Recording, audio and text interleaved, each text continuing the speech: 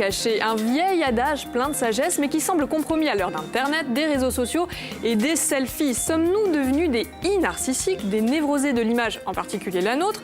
Et sommes-nous à la frontière de l'exhibitionnisme lorsqu'on partage des photos de nos assiettes, de nos chats ou de nos cuisses à la plage? Nous allons poser la question à Philippe Martinette qui est notre invité. Merci Philippe d'être resté avec nous sur cette partie débat. C'est un plaisir. Merci vraiment.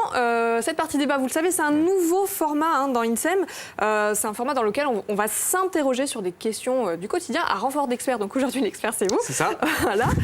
Et on va surtout inviter nos téléspectateurs à interagir avec nous, que ce soit en nous écrivant sur les réseaux sociaux, en nous appelant au 0800 3x 0900 ou en nous postant des petites vidéos. Je vais vous dire, Philippe, que vous n'êtes pas au bout de vos surprises. Alors, lorsque je vous dis « pour vivre heureux, vivons cachés », est-ce que vous pensez que c'est possible aujourd'hui ? Ce qui est paradoxal, c'est que on est tenté de dire que ça l'est de moins en moins. Vous l'avez dit dans votre introduction avec les réseaux sociaux, cette façon dont on a de mettre en avant l'intime. Je dis on, c'est un on générique, entendons-nous bien. Et à cela, nous, en Corse, il y a cette proximité, cette promiscuité qui fait que déjà, c'est très difficile de vivre caché, de fait. Et c'est valable en fait pour toutes les petites villes méditerranéennes. D'ailleurs, il y a même un peu de ça en Méditerranée. Alors, mêlez cela, les réseaux sociaux. Alors, je ne sais pas, je ne vais pas essayer de donner une réponse affirmative à cette question, mais en tout cas, ça me paraît de plus en plus difficile. La seule chose, c'est que nous sommes... Ce qui est assez intéressant, c'est que nous sommes producteurs de notre propre information. Vous êtes sur Facebook, vous êtes sur Twitter. Donc, on est libre de mettre ce que l'on veut. À nous, à savoir filtrer ce que l'on veut mettre. Moi, par exemple, j'ai profil Facebook, Twitter, Instagram. Professionnel. Exactement. C'est uniquement professionnel. Donc c'est vraiment, après, alors, c'est... Vous avez parlé de l'insularité, de la proximité... Voire même de la promiscuité. Promiscuité, oui, le mot est fort. Ouais. Donc c'est une connotation péjorative, c'est presque pesant, alors qu'aujourd'hui on a l'impression que les réseaux sociaux et Internet, c'est le prolongement de notre vie et que c'est normal de s'exposer. Alors je ne sais pas si proximité, c'est péjoratif. Ça a une connotation péjorative, c'est vrai, mais en tout cas, c'est un fait. On est une ville, on est à 300 000 habitants en Corse, c'est une réalité. La promiscuité, c'est vrai que c'est autre chose, mais elle existe. Elle existe, c'est vrai. Alors, votre frère Toussaint confiait tout à l'heure à Francine que vous êtes un homme discret et pourtant vous faites de la télévision. Comment l'expliquer ça Pourquoi en fait, c'est professionnel. Je suis avant tout, j'ai fait des études de lettres, de journalisme, donc c'est une sorte de prolongement normal. Il n'y a pas de... Ça n'a presque rien à voir, si vous voulez. Non, mais ne seriez-vous pas un peu bipolaire, mon cher Philippe, un peu schizophrène, c'est ça que vous vouliez dire. Non, un peu borderline, quand vous avez cédé aux sirènes d'Internet, peut-être, ou pas. Ah oui, complètement, bien sûr. Alors, Internet, c'est un miroir aux alouettes où tout devient plus beau, plus drôle, plus intéressant, à renfort de likes et de followers. C'est un peu étrange quand même tout ça. On va poser la question à un spécialiste qui est au téléphone avec nous. Il s'agit de Cédric. Bonjour Cédric. Bonjour Célia, bonjour Philippe. Donc Cédric, vous êtes un psychologue qui est spécialisé notamment dans les nouveaux médias et les réseaux sociaux. Vous avez beaucoup de jeunes personnes dans votre cabinet. Donc est-ce que vous croyez, vous, aujourd'hui, que c'est toujours possible de vivre heureux en vivant caché à l'heure d'Internet ? Alors je vais rebondir par rapport à ce qu'a dit Philippe. Je pense qu'il a tout à fait raison. Déjà, on a des codes sociaux et une proximité en Corse qui fait que le tissu social est très dense déjà. Donc forcément, on se connaît déjà un petit peu tous. Après, je ne pense pas aujourd'hui, pour reprendre Philippe, qu'on puisse se passer des réseaux sociaux, que ce soit d'un point de vue professionnel ou même pour les jeunes dans une construction identitaire ou sociale. C'est un prolongement social. On se crée un groupe d'amis à l'école ou dans des activités sportives ou autres, et on peut prolonger ces liens-là, les renforcer avec l'utilisation des réseaux. Donc là, tout semble beau, mais Cédric, il y a quand même des dangers, notamment pour les plus jeunes utilisateurs. Exactement. Je pense que c'est là où le rôle des parents, moi je vois beaucoup d'ados notamment, puisque les enfants sont encore pas trop sur les réseaux, je pense que c'est une bonne chose, mais au niveau des ados, quand ils rentrent au collège, on arrive avec le premier téléphone, souvent un smartphone, donc c'est l'entrée dans les réseaux sociaux. Je pense que les parents doivent être là dans une démarche d'accompagnement, peut-être de surveillance, sûrement pas dans un flicage, parce que c'est aussi... L'interdit, ça donne envie ? Exactement. Ils iront de toute façon, j'ai envie de dire. Et c'est là où l'utilisation va être problématique. Donc autant les accompagner, mais est-ce que les parents aujourd'hui ont les clés pour accompagner les enfants ? Alors les parents d'aujourd'hui, je pense qu'ils ont déjà plus de clés que peut-être nos parents à nous, de notre génération trentenaire, quarantenaire. Nous, on a grandi là-dedans. Nos propres parents, eux, ont été propulsés là-dedans. Donc je pense que c'était déjà un petit peu plus difficile. Maintenant, la métaphore que j'emploie très souvent, c'est l'outil, par exemple Facebook, est un outil de communication, comme la voiture est un outil de locomotion. C'est un formidable outil. Mais on peut être un danger pour soi et un danger pour les autres. Le but, c'est d'apprendre à s'en servir. Donc je pense, encore une fois, qu'il faut un accompagnement, un apprentissage, vraiment de l'outil. Et là, on peut faire des choses formidables en termes de promotion. Donc un usage raisonné, d'accord. Merci. Exactement. Merci. Exactement. Philippe. Un usage raisonné, et Cédric a parfaitement raison, un usage professionnel. Nous, c'est indispensable pour nos métiers. C'est une vitrine et c'est un moyen aussi de diffuser, y compris en temps réel, de l'information. Alors évidemment, il faut toujours vérifier, ça c'est notre job, et nous sommes les filtres, on doit filtrer l'information. Mais c'est indispensable. Et ce qui est intéressant avec le numérique, au-delà de ces mauvais côtés, parce qu'ils en existent, Cédric l'a justement l'a bien souligné, c'est qu'on assiste depuis quelques années, et ça c'est presque dans l'histoire du temps une sorte de révolution, c'est ce qu'on a appelé la révolution numérique. C'est même certains ont appelé ça une révolution de civilisation. Il y a eu l'imprimerie. C'est vrai en termes d'usage. Il y a eu l'imprimerie qui a permis la diffusion des savoirs. Aujourd'hui, il y a Internet, les réseaux sociaux qui sont la conséquence du web, qui permettent aussi la diffusion du savoir. Et ça, c'est très, très intéressant, pas que pour nous. Oui, mais de manière sociétale, le danger, c'est que ça va trop vite. Donc merci en tout cas Cédric de nous avoir expliqué tout ça. Puisqu'on parle réseaux sociaux, on a posé la question sur les réseaux et les avis sont partagés. Alors pour certains c'est possible aujourd'hui de vivre caché à l'heure d'Internet et pour d'autres c'est complètement inconcevable. Voilà, il n'y a pas de demi-mesure. Voilà, on a vu quelques réactions qui se sont affichées. Et au niveau du ressenti de la population et des usagers, c'est pas évident. Alors je ne sais pas pour... La question est très juste, mais c'est pas vivre caché pour vivons heureux, vivre caché. Je suis pas certain que ce soit ça. Vous voyez qu'il n'est plus d'actualité. Non, c'est même au-delà de ça. C'est pourquoi on devait se cacher pour être heureux. C'est pas tellement ça. Je crois vraiment que ce qui est important, c'est la sphère de l'intime.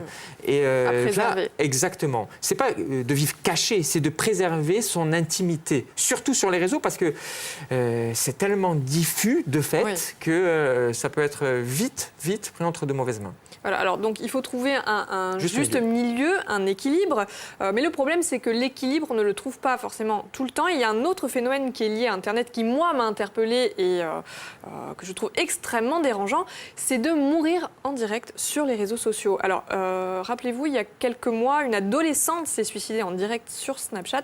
Il y a 2 semaines, un best jumper, lui, a trouvé la mort en direct sur Facebook. Je ne sais pas ce que vous en pensez, mais moi, je trouve ça terrible. Terrible. Je ne peux qu'en penser... ça interpelle les consciences, forcément. C'est poussé jusqu'à l'extrême, la fameuse formule de Warhol, les 15 minutes de célébrité, mais là, c'est poussé jusqu'à l'extrême. Vous savez, souvent, je reviens à la littérature, parce que c'est une sorte de point d'appui. Dans la littérature, exactement. La littérature s'en est souvent accaparée de ces thèmes-là, de la mort en direct. C'était le cas avec il y a très longtemps, avec des auteurs de science-fiction comme Lovecraft qui a écrit sur tout cela. Encore une fois, c'est la conséquence de ce désir presque mortifère, nombriliste, de mettre en évidence sa personne dans un monde ultra connecté. Sans limite. Exactement, sans limite. Terrible. Alors, c'est presque une notion philosophique. Alors, ça tombe bien, nous avons un professeur de philosophie au téléphone, Christophe. Christophe, vous m'entendez ? Oui, je vous entends. Bonjour Christophe. Alors, est-ce que vous ne pensez pas qu'on a franchi un point de non-retour sur les réseaux sociaux avec la mort en direct ? Écoutez, on a franchi un point de non-retour. J'ai entendu le débat. Effectivement, je pense qu'il y a une prise de conscience qui manque à un moment donné. C'est qu'on ne fait plus la distinction entre la vie réelle et la vie virtuelle. Oui. Est-ce que je suis ce que je montre sur les réseaux sociaux ? C'est la question à se poser. Qu'est-ce qui détermine mon clic ou qu'est-ce qui détermine le fait que je mette une photo ou autre chose sur les réseaux sociaux. Et je pense qu'effectivement, l'idée de mourir en direct, eh bien, c'est presque se dire je vais faire le buzz et je vais voir combien de likes je vais faire après ma mort. Mais finalement... Alors, ça, c'est terrible. Et en plus, ça concerne un jeune public, des adolescents qui vont se lancer des défis morbides. Enfin, ils n'ont pas conscience à une période où on se construit qu'il ne faut pas franchir l'infranchissable. C'est souvent, en plus, c'est les périodes, je crois que c'est une quinzaine d'années, c'est lors de l'adolescence, là où, alors je ne vais pas faire de la psychanalyse des prisonniers, en plus on a eu Cédric avant, mais en tout cas, c'est là où, où en tant qu'individu, on est les plus fragiles. Ouais. Et quand on investit Internet, les réseaux, quand on a une certaine forme de fragilité, c'est sûr que ça peut virer très rapidement à la catastrophe. Encore une fois, on revient à ce filtre, c'est essentiel, et aux parents. Il y a aussi usage de pédagogie à faire autour de cela. Christophe, vous, comment vous pensez qu'on pourrait avertir ce jeune public de cette vie virtuelle, de la vie réelle? Comment on fait la distinction? C'est assez compliqué, surtout quand on voit la tendance actuelle. Regardez le phénomène Pokémon Go, où finalement on veut être le meilleur dresseur, mais finalement dresseur de quoi? Une projection en plus dans la vie réelle du virtuel. Oui, il y a une certaine projection et on ne fait plus la différence entre le niveau d'évolution dans le jeu et son niveau personnel dans la vie réelle. Alors comment prévenir? C'est vraiment la bonne question à aborder. Peut-être en discuter, peut-être en faisant un sevrage directement, en punissant ou en confisquant le téléphone et dire maintenant tu vas vivre et tu vas aller parler à la marchande. Cédric disait que l'interdit, au contraire, c'est une façon de plus d'inciter à céder. Donc c'est compliqué. Hein. Alors c'est compliqué, mais ne pas pouvoir le faire et peut-être se rendre compte du monde qui nous entoure, c'est peut-être une possibilité, parce que très jeune, on a entre les mains nos réseaux, on a entre les mains notre vie virtuelle, surtout en ce moment. Regardez les enfants qui ont des tablettes numériques. On va en parler, ça, justement, d'ailleurs des tablettes numériques à l'école. Christophe, le temps est venu de nous quitter. En tout cas, je vous remercie. Je suis désolée de vous un peu sèchement. Mais je suis vraiment, vraiment ravie que vous ayez appelé et que vous nous ayez répondu. Philippe, j'ai envie de vous dire aussi que s'afficher sur les réseaux sociaux, c'est peut-être une façon de s'affranchir de la banalité du quotidien. En référence à vous avez 3 heures, c'est ça que vous aimez bien. Oui. Avant de se quitter, puisque la fin de l'émission approche, j'avais envie de donner un petit peu de légèreté quand même à tout ça, parce que c'est un sujet un peu lourd. On a une petite vidéo et j'ai envie de vous dire qu'on rentre chez vous comme dans un moulin. Regardez. Bon, cher Philippe, comme tu es très silencieux vis-à-vis de ta nouvelle émission, je me suis permis de m'incruster sur ton plateau, puisque j'attends encore l'invitation. Allez, je t'embrasse. Voilà. C'est la totale. Je ferais mieux, en même temps. Non, mais le comble, c'est que je... À vouloir être trop discret. C'est pas ça, oui. C'est que je l'ai eu hier au téléphone. Et j'avais un pari avec lui. Je devais citer son prénom dans la première partie. Évidemment, il ne m'a rien dit. C'était ce que j'ai fait. J'ai cité son prénom et celui de Jean Toussaint, 2 amis d'enfance. Et vous pensez bien qu'il regardait. Oui, évidemment.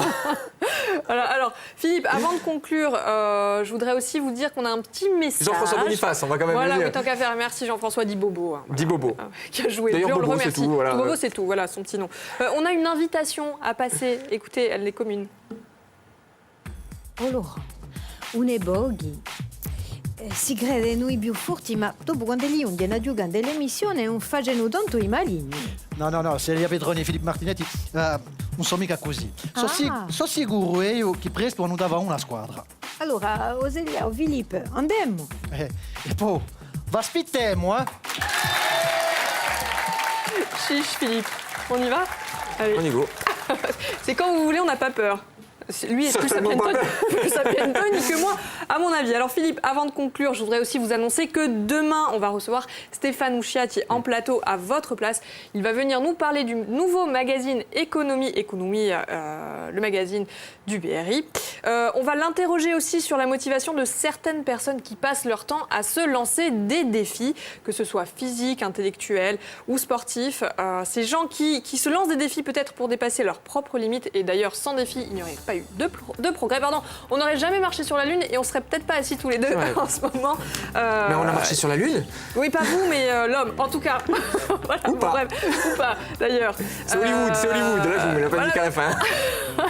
Donc si vous voulez prendre part au débat, n'hésitez pas, vous pouvez déjà réagir sur les réseaux sociaux, nous envoyer un petit mail à insem@francetv.fr, nous envoyer comme Bobo une petite vidéo, ou alors comme Cédric et Christophe, nous appeler au 0800 3x0 900. Le rendez-vous à ne pas manquer ce soir, c'est pendant de 20h à 20h05. Merci, on se retrouve demain, même heure, même endroit. Ciao, ciao. Merci.